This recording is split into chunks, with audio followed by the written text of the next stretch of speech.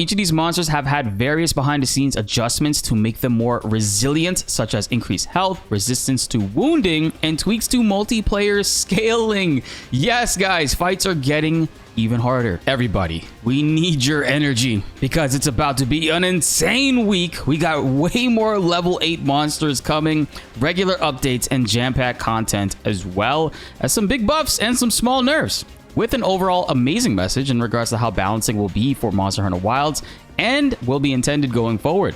We're not even getting started yet with the fantastic news. The game has officially crossed over the 10 million copies sold metric, being Capcom's fastest of all time, and quite possibly will eventually be their biggest game ever in just a few years. Eventually, when it does pass Monster Hunter World and Iceborne, which are sitting at 41 million total since 2018 right now. We're only 1 month into Monster Hunter Wilds, so 10 million is insane. This is an absolute huge deal because Monster Hunter is a constantly supported game with updates and this type of traffic and generally good reception outside of its obvious optimization issues.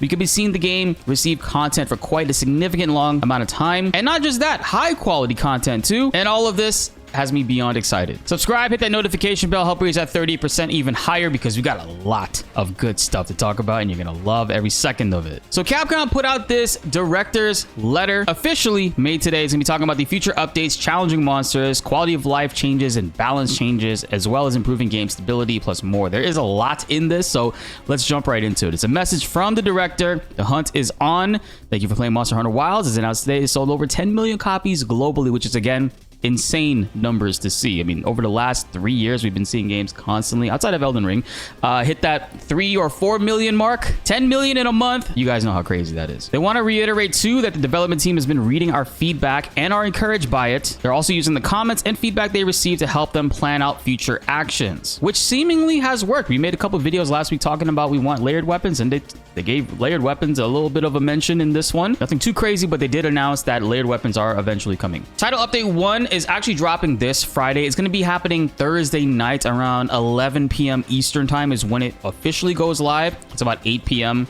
Pacific. That's Thursday night, so technically Friday morning early for a lot of people around the world. And of course, with that, we're getting Mizutsune, we're getting Zoshia, we're also getting the Gathering Hub, the Grand Hub, with also various tweaks to the game. They also mentioned there is another update at the end of May, and then a second free title update will be coming around summertime, with more free title updates to come after that. Most likely the end of May is going to be containing whatever this Capcom collaboration is. A lot of people, myself included, think that it's gonna pertain towards Devil May Cry, as Devil May Cry's anime is dropping around that time, so it kind of makes sense. They line up together. In addition to Tempered Arkveld at level 8, future updates will be seeing more tempered monsters added to the game. The first title update is going to be dropping Mizutsune, who we know that after we beat Mizutsune in the initial fight, tempered level 8 Mizutsune will be roaming around the world for us to hunt, so that's awesome to see. And high rank Zoshia will also be level 8. Additionally, starting with the release of free title update 1, you'll be able to repeatedly hunt a high rank version of Zoshia, who you could previously only challenge once in the story up till now.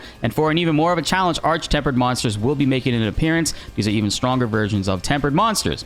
Raidal will be the first, featuring in a limited time event quest from Wednesday, April 30th, and free challenge quests from Wednesday, May 7th. Make sure you're HR 50 or above to take on this quest and earn its rewards. They keep talking about how crazy this monster is going to be. They have different types of attacks as well. We've seen in the trailer when Raidal does his wing swipe when he glides over, there's a trail of lightning that follows after. These monsters are going to be more aggressive, more strong overall, so that's exciting to see. Because a big thing a lot of people talk about is the easy difficulty in this game. Also, they straight up said they're going to be making some monsters much more difficult and changing the way a broken mechanic in this game kind of functions, just to kind of make things a little bit harder. Can't wait to talk about that. Sound off in the comments below. So the end of May update, specifically the end of May update, will be adding the other tempered monsters. Gormagala level 8, as well as the apex predators of each location. Raidal, Uduna, and New Udra, as well as Jin Dahad, will all get level 8 star difficulties, which is great because as of right now, it is just Arkveld that has level 8. Gormagala is at level 7, and even though he is technically 1 star lower, Gormagala hits harder and is more scary than Arkveld ever is. Way more mobile too, harder to predict. You can't just stand there and block with gunlands. You can get killed by him. And on the community live stream today, both community managers boasted about how crazy Gormagala is. at level 8 star, so they can't wait to see a lot of people get their humble pie. In regards to the other tweaks they're making to make 8-star monsters and just in general monsters more fearsome. And just to reiterate that even more, each of these monsters have had various behind the scenes adjustments to make them more resilient, such as increased health, resistance to wounding, and tweaks to multiplayer scaling. Yes, guys, fights are getting even harder. Challenging monsters will also appear in future updates, so keep an eye out for further information about them. This is actually a really big deal because we are already pretty strong in the game, and it does seem like most fights aren't necessarily that much of a challenge, but in the future, and also quite soon, these monsters are going to be coming through and aiming to destroy us, which a lot of people have been asking for, a lot of people have been wanting, so the challenge is definitely welcomed on this front. So now, in regards to balance adjustments, in response to the feedback after launch, they're planning to make various adjustments to the game, including weapon balance changes. These will be implemented gradually with each title update in order to make the game more enjoyable for everyone for a longer period of time. And depending on the content, these changes may take some time to prepare. For example, we are currently carefully considering upward adjustment for the hammer. They are going to be buffing the hammer and looking at other overall weapon balance adjustments with the goal to implement them in either the end of May update or the second title update in summer. And before we jump into that, I do want to read the rest of the statement. Some unintentionally overpowered things will be adjusted downward, but we'll also be adjusting other parts upward, making for generally a balanced update. The corrupted mantle was overtuned at launch, causing it to build up more damage than expected, thus narrowing the range of options for choosing other mantles. In the first title update, the effect of the corrupted mantle will be adjusted downwards, while the other mantles will be adjusted upwards, balancing the lineup of mantles to suit everyone's style of play. I kind of like this. I don't mind it personally because I keep forgetting to use my mantle. Does anybody else do that? I keep forgetting to equip the mantle in certain fights. The corrupted mantle is one of those things you've been seeing a lot of speedrunners and generally just people steamrolling monsters with, and they're basically stating that while it does reduce your health slowly over time, the strength you gain off of it was not intended to be as strong as it is. So they're going to be adjusting that while also buffing the other ones to kind of bring it more in line while buffing the others, so people have more of a reason to use the different ones, which I generally really like. And on the community stream with the managers, they also talked about specifically that going forward, they're looking to make more buffs than nerfs. They don't want to take weapons that are generally really fun and strong and nerf them in a way that it makes them not fun or not as enjoyable for like future updates. They want to continue to buff things rather than nerf things, and I think that that is the ultimate way to do balancing. And obviously, if something's broken, if something's like one-shotting based off of a glitch, yes, that should be taken out. But in general, I never liked in fighting games when they did this type of stuff, where if there's one character that's crazy overpowered, why are we just nerfing that character and making them borderline unplayable versus bringing up the other characters to speed and being on equal playing field in that way? I think that's the best way to handle balancing, obviously within reason. So this is exciting news that they're going to be taking that approach for Monster Hunter Wilds. We also got some quality of life improvements. They'll be continuing to make these changes in the game in all areas, not just the one listed below, but of course will be gradually in forthcoming updates. So again, as the game's lifecycle continues, there will be more updates and more things added over time. We made various functions available in the Grand Hub, and I've also made several adjustments, such as reducing the wait time when accessing facility functions in each locale. The Grand Hub is going to be essentially an area where everybody is going to be spending majority of their time in, especially in the end game. So in addition to it having a whole bunch of stuff for us to do there in regards to mini games and stuff, they're also going to be moving and also making certain shops, quests, and different stores. All those things will be available within the Grand Hub in some way, or easy to access. So this way you're not finding yourself having to leave the Grand Hub to go to another location and then back and forth constantly. Seemingly, they'll be using this opportunity to just streamline a whole lot of it. Some of these improvements are included in the above adjustments. We'll be making it easier to access the information you need through UI and UX improvements in future updates, which, by the way, team will continue to make additional adjustments and improvements to further enhance the overall feel of the game to curate an even smoother gameplay experience, including but not limited to the ease of restocking items, checking skill information, participating in multiplayer quests, and using the sacred and camera behavior during hunts. I wonder if when you teleport back to after you finish a hunt and you go to the Grand Hub, will it automatically restock the items for you? One thing that I do notice is that if you use up, let's say you use up all your potions on a hunt and then you go back to base and then you go and you click restock items, it doesn't restock or add back potions to your item bar in order to restock it. You have to manually go down and add that to it and then click restock, and then it will finally replenish it. So I feel like that's a change that they can make that would make things just a little bit easier, so that instead of taking it off of your item bar completely, drop it down to 0.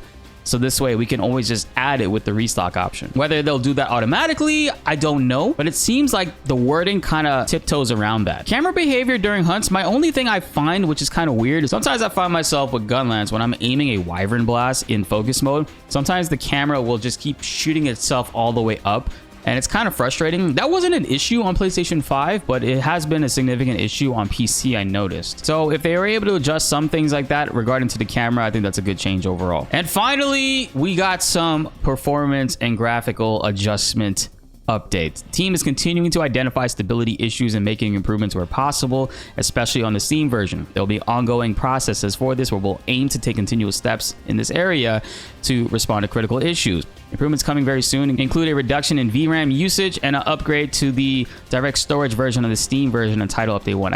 Okay, so this is coming soon. As far as like free Title Update 1, as well as the mantle too.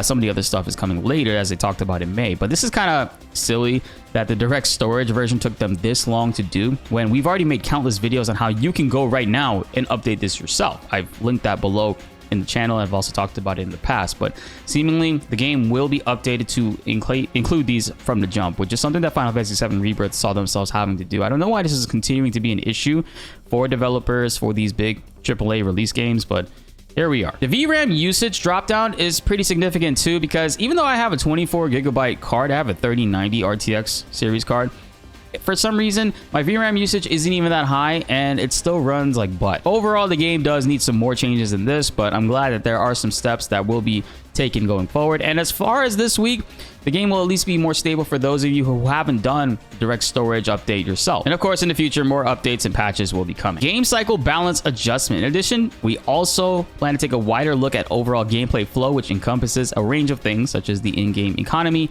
balance, and other areas. We're also planning on addressing elements that require more time for preparation, starting with the overall game balance, including downward adjustments. We'll update them when we have more information regarding elements that are planned to be addressed in future updates. As the game continues to be played, they will continue to find broken things, maybe things that do need some buffs, and they'll be making those adjustments over time. More information on additional features. I see you, layered weapons. I see you. Some of the additional features you've seen requested from the community are scheduled to be implemented in future updates.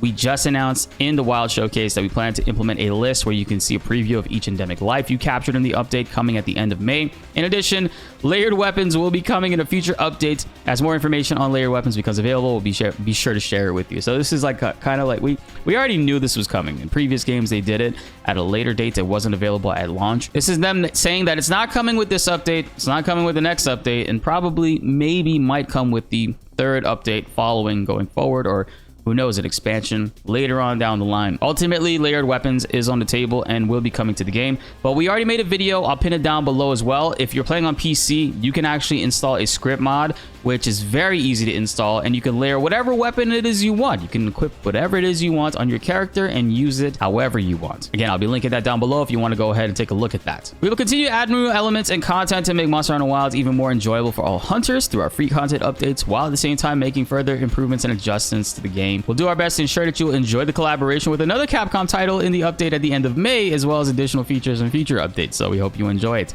And that's it for this developer announcement. Overall, a really good and detailed list. I really love what they talked about here.